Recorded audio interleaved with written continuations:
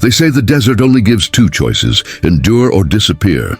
On a day when the heat pressed down like a verdict, a woman walked into Willow Run with a child on her hip and nothing left to bargain with but herself. By nightfall, a quiet sheriff would make a choice that neither of them could ever undo. Late afternoon lay heavy over Willow Run, the kind of heat that didn't move, didn't breathe, just sat on the town like a hand pressing down. The sun slid low, bleeding amber across cracked rooftops and warped porch planks. Most folks had retreated indoors, drawn by shade, water, or the simple mercy of stillness. The main street had gone empty except for a mongrel, asleep beneath a wagon outside, Holcomb's store, a few horses tied slack-jawed to posts, and one man seated on the steps of the sheriff's office. Mason Dyer had been Willow Run's lawman for 9 years. Before that, he'd worn army blue, fought in places he never spoke of, and buried memories he still met in his sleep. He'd come west after the war looking for quiet, and Willow Run suited him, too dry for gold fever, too far off the roots for trouble. Folks said Mason kept order by presence alone. He wasn't loud, didn't threaten, but when he spoke, people listened. He sat now with his boots planted, elbows on his knees, chewing tough jerky, a jug of well water sweating beside him. Across the street, the grain store sign rattled in the breeze. Nothing stirred. Just another day dying slow. Then he saw her. At first he didn't rise. He watched the way a man does when something unfamiliar crosses ground that's been the same too long.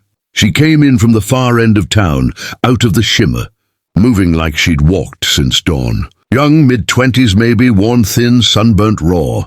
A blue dress clung to her, stained and torn at the hem, one strap slipping off her shoulder. She wore no shoes.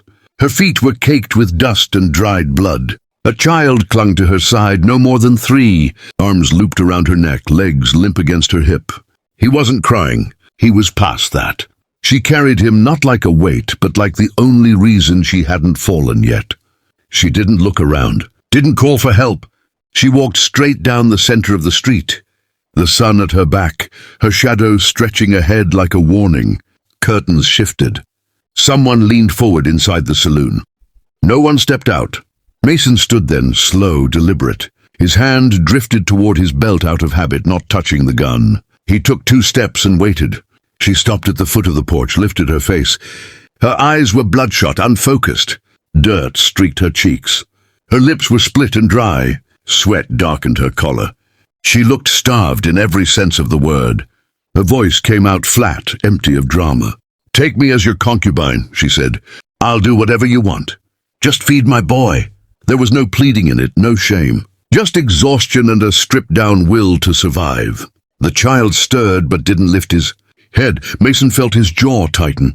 He studied her stance, her breathing, the strain in her arms. She wasn't acting. This wasn't a bargain. It was surrender. He didn't answer. He stepped aside and opened the office door, holding it without ceremony. She hesitated, body tensing like she expected a trick, then passed him into the cooler air. The office was plain. Desk, 2 chairs, rifle on the wall, rolled maps tied with twine, a single jail cell in back that rarely saw use. Mason went to the shelf, took down dry rations. Cornbread from that morning, not fresh but solid, a glass of milk, still cool. He set them on the desk and nodded to the bench. She sat slowly, legs shaking. She whispered something to the boy, who blinked and reached for the bread with trembling hands. Mason watched him eat, how fast, how careful, pausing between bites like he feared it might vanish. The woman didn't touch the food. She stared at the floor, hands twisting together. Something shifted in Mason's chest, but he kept his face still. This wasn't the moment for questions. She wanted safety, not kindness.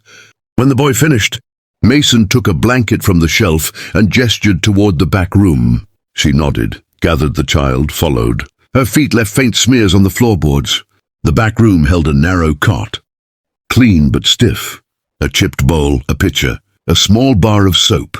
Mason watched her settle the boy, tucking him in with careful hands. Then she sat on the cot's edge, shoulders low but steady. He left her there and returned to the porch. Outside, the sun dipped behind the ridge. The heat loosened, dust lifting in small spirals. Mason sat, jerky untouched in his hand. Inside, a woman and child slept, or rested. He didn't know if they'd stay, didn't know who might be hunting them, but he knew fear when he saw it, and the quiet kind of panic that didn't scream. She'd offered herself because she thought that was the only way her son would live. That didn't sit right. He didn't owe her anything. That wasn't the point. She hadn't asked for mercy, just food. He'd given it and space.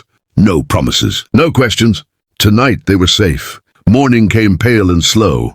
Willow Run woke the way it always did. Chimney smoke, creaking doors, boots in dust. Mason had been up before light, coffee cooling beside him, wanted posters spread out untouched. He didn't look toward the back room. He could hear breathing through the wall, small and rhythmic, and once a deeper sigh, like someone who hadn't slept without fear in a long while. He left them be. By sunrise he checked the pump, carried water back. Layla stood in the room, barefoot, spine straight, the boy half hidden behind her leg. She'd washed. Her braid was tight. Daylight showed bruises under her eyes, fading green. She didn't speak. Mason poured water into a basin, set out a rag. "You can stay another night," he said evenly. She nodded. He cut cornbread, added dried apple. She fed the boy first, only ate once he did. Mason watched, scars on her arms, a healed gash near her collarbone, eyes that never quite settled. Fear lived deep in her, not fresh but rooted. "Name?" he asked. "Layla Rowan," she said softly. "Tommy," he nodded. That was enough for now. By the third morning, Willow Run had noticed. Not openly, not all at once, but in the way small towns do, through pauses that lingered a second, too long, and eyes that followed before looking away. Layla felt it even when no one spoke. She moved with quiet purpose, sweeping the porch, keeping Tommy close, her presence steady but unassuming. Mason never told her what to do. He didn't have to. She did what needed doing, not to earn her place, but because order had become a kind of armor. That afternoon a rider came through fast, dust flying. Mason met him halfway down the street. A quick exchange, a folded paper. No raised voices. The rider left just as quickly. Mason didn't read the note right away. He stood there a moment, watching the horizon settle back into stillness, then folded the paper and slipped it into his pocket. Layla didn't ask. She never did. That night, after Tommy fell asleep with the wooden horse clutched in his hand, Layla stood in the doorway of the office, hesitating. Mason looked up from cleaning his revolver. "You don't owe me anything," he said before she could speak. She swallowed. "I know." Her voice was steadier now than when she'd arrived. "But I need to know. Are we safe?" Mason considered the question. Truth mattered. "No one's coming," he said finally. "Not tonight. Not tomorrow." She nodded, absorbing it, then surprised him by sitting down on the bench opposite his desk. "Not close, just present." "I didn't mean what I said," she admitted quietly. That first day, Mason didn't answer right away. The lamp flickered between them. "I know," he said. Silence followed, not heavy, just real. Outside, the wind moved through the cottonwood. Somewhere a dog barked once and settled. The next morning, Layla packed what little they had. Mason watched without comment. Tommy tugged on his sleeve, offering the carved horse. Mason shook his head. "That's yours," he said. The boy frowned, then smiled, clutching it tighter. At the edge of town, Layla stopped. She didn't cry. She didn't thank him. She just looked at him, really looked, and nodded once. A promise without words. Mason stood on the porch long after they were gone, the town returning to its slow rhythm around him. Willow Run would forget the dust they kicked up. The rumors would fade, but something had shifted, and it wouldn't shift back. Because sometimes the West wasn't about guns or law or survival alone. Sometimes it was about one choice made quietly, when no one was watching, that kept a woman from breaking and gave a child a future. And in a land known for taking everything, that mattered more than anyone would ever know. In the end, the desert didn't claim them, because one man chose, just once, to stand in its way.